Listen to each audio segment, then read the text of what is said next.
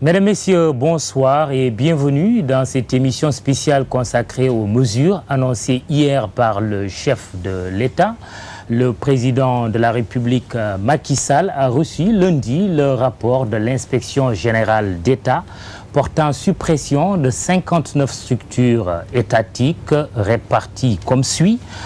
9 agences, 41 directions, 2 directions générales, une société nationale en phase de création, 2 cellules, un fonds, un office et une mission. Le gouvernement compte ainsi optimiser l'utilisation des ressources financières et humaines et partant réduire le fameux train de vie de l'État sénégalais. Le président élu le 25 mars dernier en remplacement du président Abdoulaye Wade lance dans la foulée une sorte d'opération main propre avec la réactivation de la Cour de répression de l'enrichissement illicite. Selon le nouveau pouvoir, près de 430 milliards de francs CFA ont été distraits par le régime précédent. Réduction donc du train de vie de l'État, bonne gouvernance, Macky Sall pourra-t-il réussir là où ses prédécesseurs, permettez-moi l'euphémisme, n'ont pas totalement réussi pour ne pas dire échoué. C'est tout le défi lancé au nouveau pouvoir sénégalais.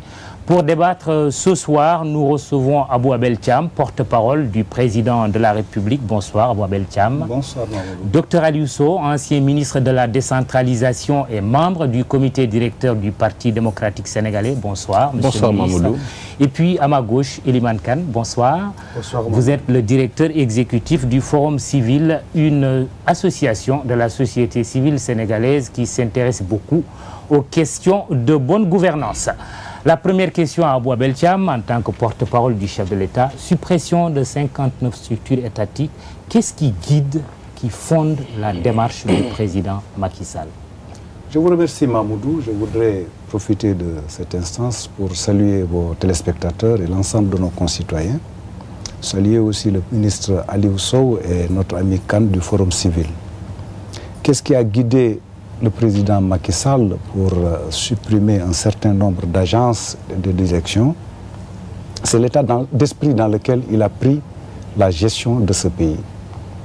Le président Macky Sall est convaincu d'une chose, c'est que le développement d'un pays passe par le rapport sain que l'État entretient avec la loi, par l'aptitude d'un État à s'appliquer les lois.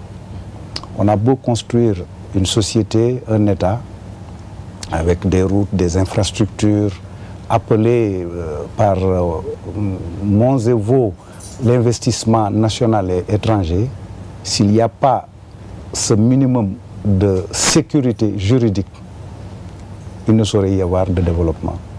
L'autre aspect, c'est que nous sommes dans un État pauvre, dans un pays pauvre, disons, pas un État, mais un pays pauvre, éminemment pauvre.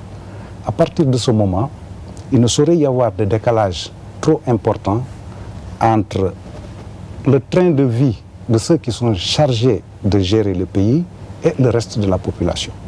Il y a là donc, dans cette démarche du président Macky Sall, un souci d'abord de pédagogie, montrer à l'ensemble des citoyens que l'effort vient d'en haut, que la vertu et l'option de rigueur dans la gestion des deniers publics vient d'abord des dirigeants du pays. L'autre aspect, c'est de montrer aussi que dans un État, tous les citoyens étant égaux par ailleurs devant la loi étant la même pour tout le monde, elle doit s'appliquer d'abord à ceux qui sont chargés de l'appliquer. À partir de ce moment, à son arrivée au pouvoir, le président a entrepris une démarche qu'il a caractérisée par un certain nombre de caractérisations, à savoir une gestion vertueuse, une gestion sobre et une gestion qu'il veut efficace. C'est un défi. Oui, c'est un défi, courageux d'ailleurs, courageux. Vous avez dit à l'entame de votre propos que le grand questionnement aujourd'hui, c'est de savoir si le président Macky Sall va échouer là où ses prédécesseurs ont échoué. Eh bien, il n'a pas eu peur de cela, il s'est engagé dans ce chantier, un chantier de redressement, de restructuration de la démarche gouvernementale, de restructuration dans le mode de gestion des deniers publics et un chantier de sobriété dans la gestion de ces deniers. Alors, Aliou Sow, comment, en tant que représentant ici de l'ancien régime, vous appréciez cette décision du président Macky Sall de supprimer 59 structures de l'État, notamment des directions générales et agences? Pourquoi vous n'avez pas pu le faire? Merci Mamadou. Permettez d'abord de saluer nos compatriotes et tout en saluer aussi mes vis-à-vis, notamment les ministres porte-parole du président de la République et M. Khan du Forum civil, mais aussi me réjouir de cette belle initiative qui est cette édition spéciale. Pour être dans de telles situations, il faut être objectif et honnête. Quand le président de la République a signé le décret portant répartition des services de l'État entre la présidence de la République, la primature et les ministères, je m'en suis offusqué personnellement, au point d'envoyer au Forum civil pour le saisir en tant que témoin de la non-cohérence, de l'incohérence entre l'engagement du chef de l'État et le contenu de ce décret en son temps. Il avait annoncé en tant que candidat qu'il allait réduire beaucoup de structures de l'État. Il s'est rattrapé aujourd'hui? Non, voilà ce qu'il avait dit. Et dans ce décret, je voyais la création de nouvelles directions générales, de nouvelles directions et de nouvelles agences. Et je dis que c'est un acte contraire à son engagement.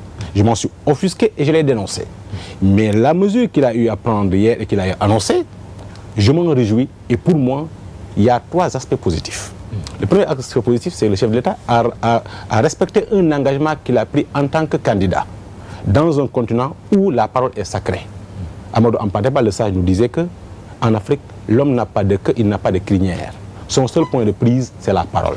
Elle est sacrée, il a donné sa parole, il a respecté, je m'en réjouis. L'autre élément positif, c'est que c'est pas... Ça rappelle la parole de quelqu'un d'autre? Non, non, pas du tout. Il ne faut pas revenir sur ces questions. Non, là, sur ce plan, je vais dire en son temps ce que je pense. Les gens ont tourné en bourrique une bonne idée, ils en sont servis comme ils voulaient. Mais je pense que là-dessus, ce n'est pas la peine de revenir sur cette question-là. L'autre aspect positif, c'est que c'est une structure étatique très crédible, l'inspection générale d'État, qui a eu à gérer ce dossier-là. Je pense que personne ne peut renier à ces hommes et à ces femmes leur patriotisme et leur objectivité. Si c'était une équipe de politiciens, à la tête du client qui supprime des agences ou des structures, là on peut trouver quelque chose à redire. Un autre élément positif qu'il connotait, c'est que dans le premier décret portant répartition des services, des agences ou des directions générales ou des directions qui ont été créées par le président de la République et ses collaborateurs ont été supprimées par cette même inspection générale d'État lorsque elle a trouvé que ces agents n'avaient pas de sens. Donc, je me suis rendu compte qu'ils n'ont pas simplement supprimé les agences direction et direction générale créées par l'ancien régime, mais aussi celles-mêmes créées par eux-mêmes. Cela veut dire au moins qu'il y a quelque part de l'objectivité et un peu du sérieux dans ce travail-là. Je m'en réjouis. Et en fin de compte, il faut le dire, j'y reviendrai sur les carences, sur les défaillances que j'ai notées moi-même.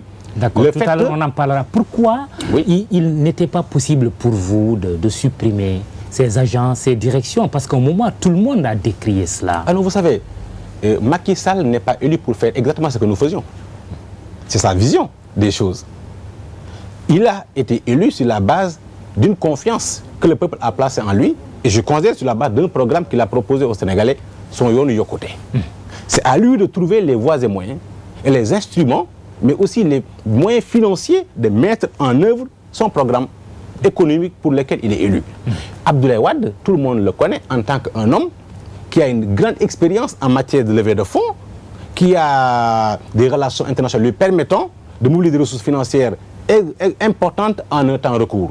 Peut-être que le nouveau président n'a pas encore ces connexions ou ces possibilités-là. Donc s'il trouve les moyens de faire des économies ou de mobiliser des fonds par une autre façon de gérer le pays en supprimant, en fusionnant, en réduisant ce qu'il appelle le train de vie de l'État, tant mieux pour lui. L'essentiel pour nous est que le programme pour lequel il est élu, qu'il puisse le mettre en œuvre pour joindre l'acte à la parole. Cela me paraît important. Donc nous, ce n'est pas à nous de commenter. L'essentiel pour nous est qu'à l'arrivée, qu'on puisse le juger sur pièce par rapport à son engagement compte tenu vis-à-vis de ses résultats. Très bien. On reviendra à vous tout à l'heure sur les incohérences auxquelles vous faisiez allusion tout à l'heure. Elimane Kane du Forum civil, est-ce que cette mesure était attendue par votre organisation? Suppression de 59 structures de l'État.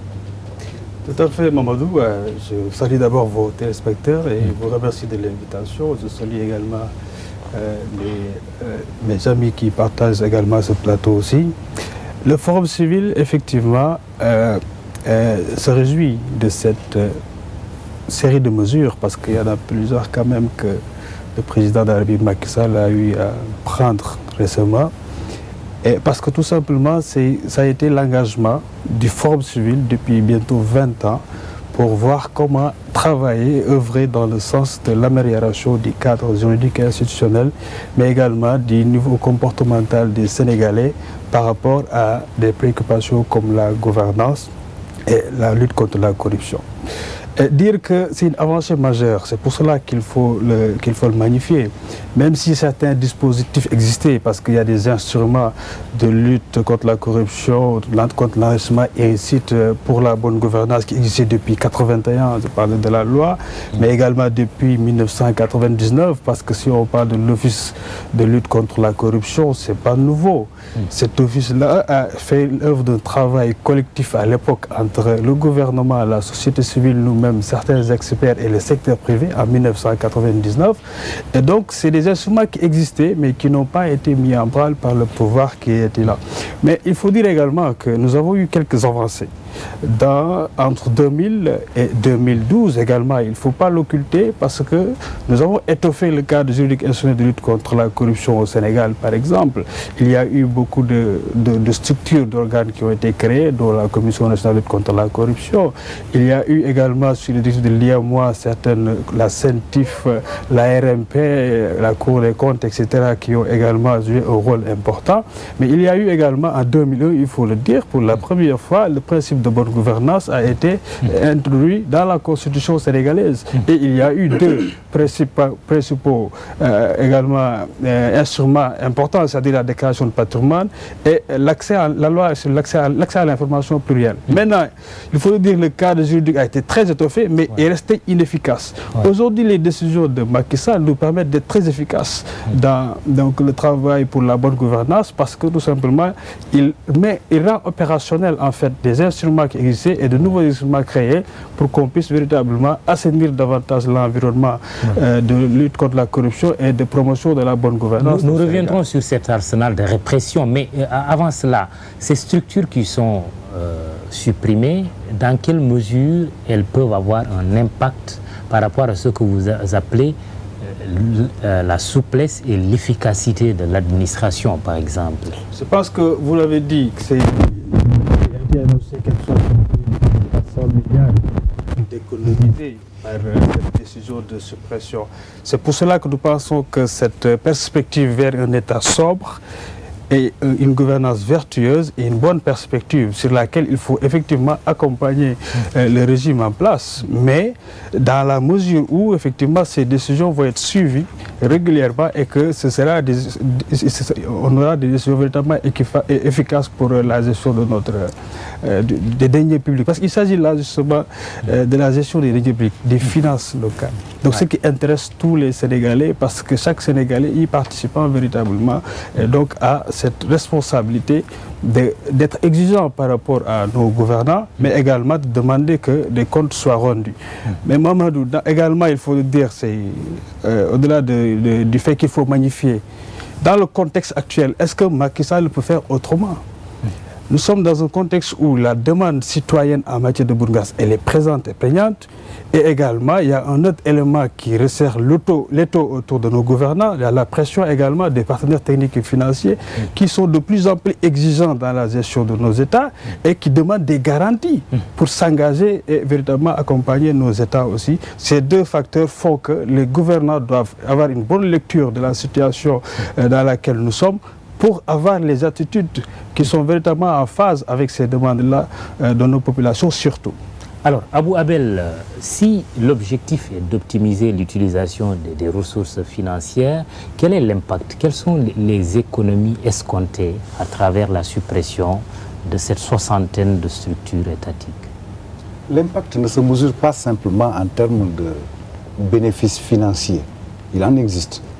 Parce que si vous supprimez 59 agences, structures et directions, naturellement, il y a une incidence financière, si minime soit-elle, qui est acquise à partir de cette option et de cet engagement.